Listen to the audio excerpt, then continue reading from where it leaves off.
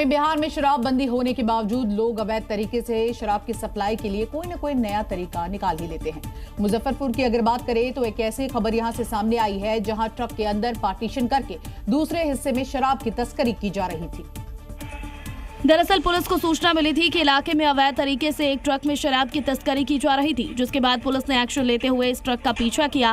वहीं जब पुलिस ने संदिग्ध ट्रक को रोका तो पहले तो ड्राइवर ने बताया कि केवल बांस है।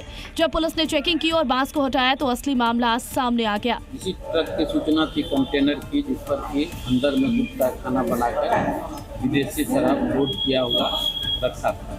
पूरे ट्रक में 300 कार्टन शराब पुलिस ने बरामद किया। दरअसल गर्मी की वजह से बियर के डिमांड को देखते हुए ट्रक में करीब 40 लाख से ज्यादा की बियर सप्लाई की जा रही थी। वहीं पुलिस अब आरोपियों से आगे की पूछताछ में जुट गई है। हरियाणा के यमुनानगर में अवैध कब्जों और निर्माणों के खिलाफ आप देखिए किस तरह से प्रशासन ने बड़ा अभियान ही छेड़ दिया है।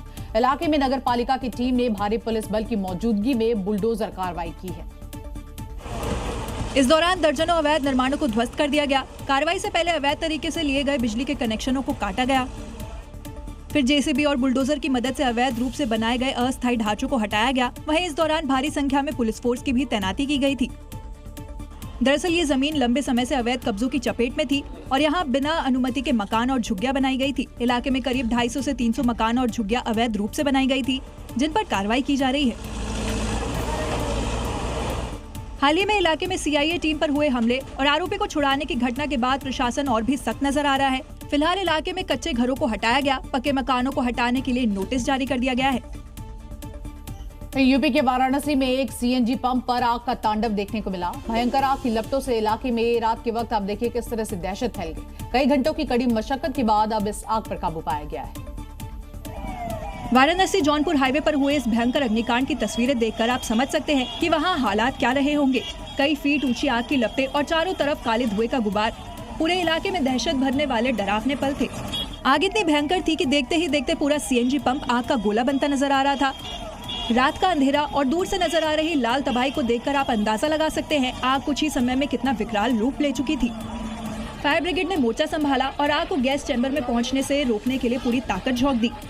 सीएनजी है वो यहाँ पर रखा हुआ है। अगर यहाँ आग लगती तो कई किलोमीटर एरिया में धमाका हो सकता था और उसके बाद एक बड़ी क्षति होती।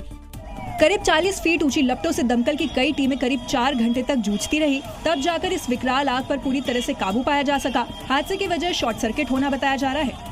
असम में पाए जाने वाले गोल्डन लंगूर की आप देखिए किस तरह से तस्करी करने वाले एक बड़े गिरोह का पर्दाफाश किया गया है, जिन्हें बांग्लादेश ले जाने की तैयारी थी। लेकिन इससे पहले ही ये दुर्लभ प्रजाति के लंगूरों को लेकर तस्कर बॉर्डर क्रॉस करते बंगाल की नदियां में इन्हें दबोच लिया गया। और पिंजरे में बंद ये वही गोल्डन लंगूर है जिन्हें ये तस्कर बांग्लादेश ले जाने की फिराक में थे। इस तस्करी का मास्टरमाइंड जमाल बांग्लादेश से अवैध तरीके से यहाँ पहुंचा था। इसके बाद उसने असम से 3 और पश्चिम बंगाल से 5 तस्करों के साथ मिलकर 8 लंगूर को पकड़ भी लिया था। लेकिन इससे पहले कि वो अपने बॉर्डर पार करते दबोच लिए गए। गुप्त सूचना के आधार पर असम एसटीएफ और एसएसबी जवानों ने ये कार्रवाई की और गाड़ी के अंदर पिंजरे में बंद इन लंगूरों को बरामद कर लिया।